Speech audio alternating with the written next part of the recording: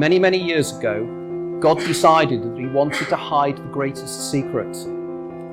And he thought, shall I hide it on the moon? And then he thought about this and he thought, no, because if I hide it on the moon, it is inevitable that human beings at some stage will travel to the moon. And when they get to the moon, they will find the secret.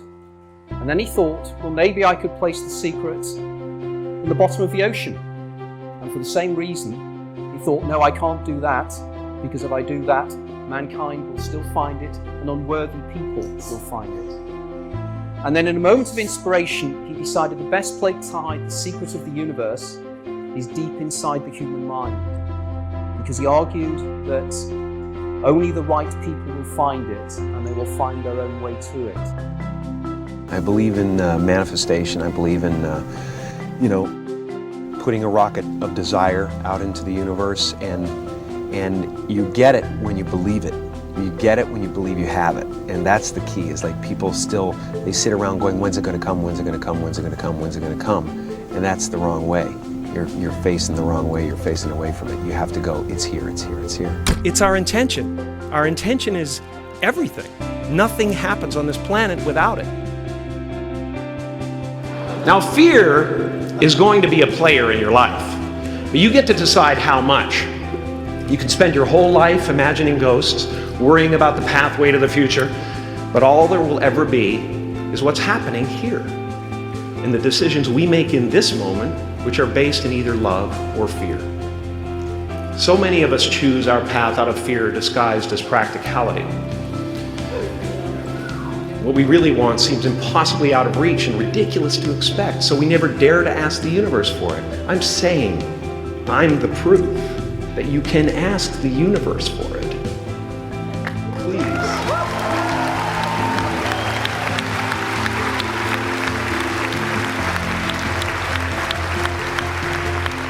And if it doesn't happen for you right away, it's only because the universe is so busy fulfilling my order.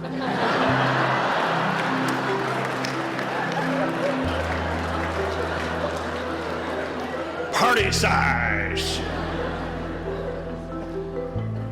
My father could have been a great comedian, but he didn't believe that that was possible for him. And so he made a conservative choice. Instead, he got a safe job as an accountant. And when I was 12 years old, he was let go from that safe job. And our family had to do whatever we could to survive. I learned many great lessons from my father, not the least of which was that you can fail at what you don't want. So you might as well take a chance on doing what you love.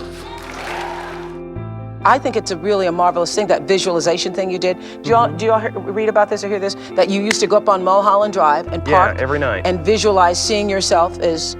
Yeah, I would visualize, This is when you were broke and poor. Right, having directors interested in me and people that I respected saying, I like your work or whatever that is. And I would visualize things coming to me that I wanted or whatever. This was in like 1987, 85? Yeah. And I had nothing at that time, so it was like, but it just made me feel better. It made me, at that time, all it really was for me was kind of making me feel better. I would drive home and think, well, I do have these things, and they're out there. I just don't have a hold of them yet, but they're out there. Okay, so you would get this from what, self-help books or whatever? Yeah, self-help section. Self-help section. They've renamed it the Jim Carrey wing.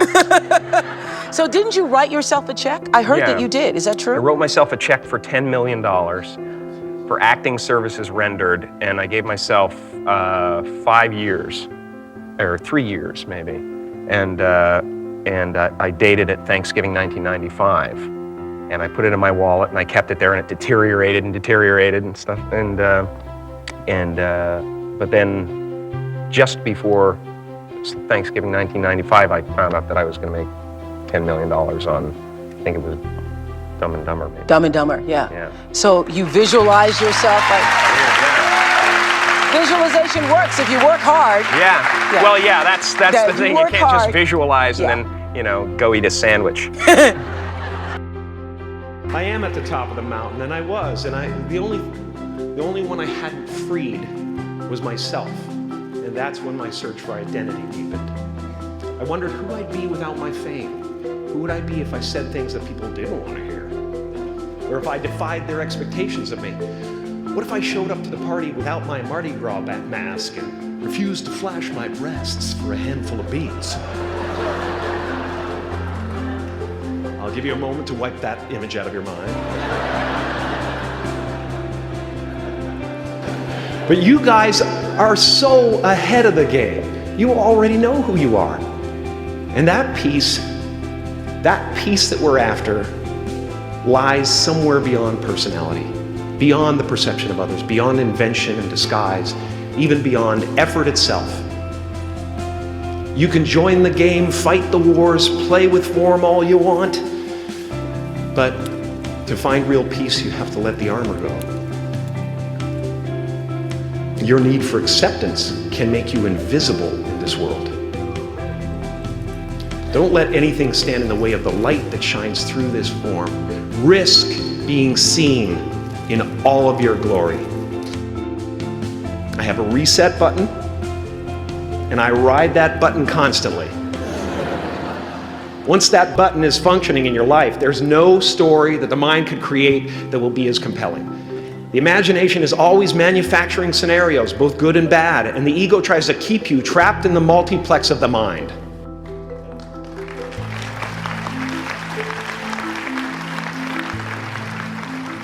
Our eyes are not viewers, they're also projectors that are running a second story over the picture that we see in front of us all the time. Fear is writing that script, and the working title is, I'll Never Be Enough.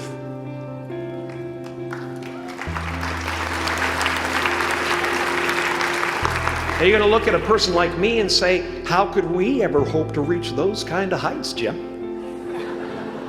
How can we make a painting that's too big for our home?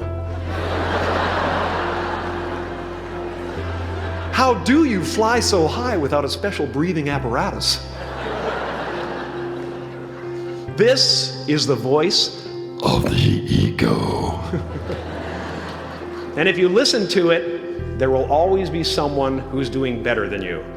No matter what you gain, ego will not let you rest. It will tell you that you cannot stop until you've left an indelible mark on the earth, until you've achieved immortality. How tricky is this ego that it would tempt us with the promise of something we already possess?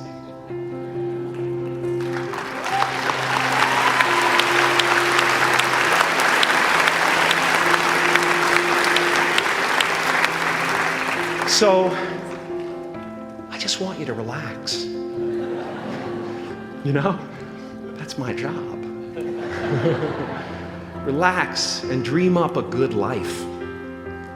I had a substitute teacher from Ireland in the 2nd grade that told my class during morning prayer that when she wants something, anything at all, she prays for it and promises something in return, and she always gets what she wants. Well, I'm sitting at the back of the classroom, you know, thinking, wow, my family can't afford a bike, you know. So I went home and I prayed for one. And I promised I would recite the rosary every night in exchange. Broke that promise. But 2 weeks later, I got home from school to find a brand new Mustang bike with a banana seat and Easy Rider handlebars. Yeah. From fool to cool. My family informed me that I had won the bike in a raffle that a friend of mine had entered my name in without my knowledge whatsoever. So that type of thing has been happening to me ever since. As far as I can tell, it's just about letting the universe know what you want and working toward it while letting go of how it comes to pass.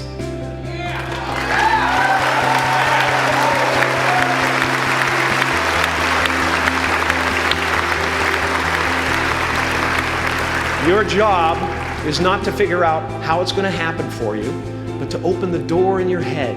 And when the door opens in real life, just walk through it.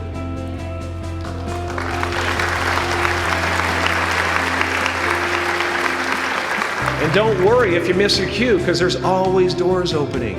They keep opening. And when I say life doesn't happen to you, it happens for you, I really don't know if that's true. I'm just making a conscious choice to perceive challenges as something beneficial so that I can deal with them in the most productive way. You'll come up with your own style. That's part of the fun. Oh, and why not take a chance on faith as well?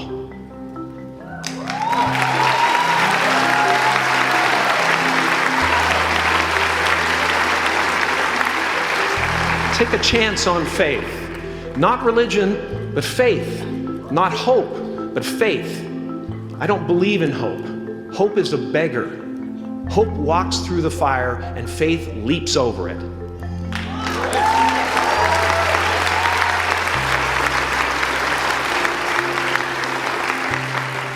You are ready and able to do beautiful things in this world. And after you walk through those doors today, you will only ever have two choices: love or fear. Choose love, and don't ever let fear turn you against your playful heart.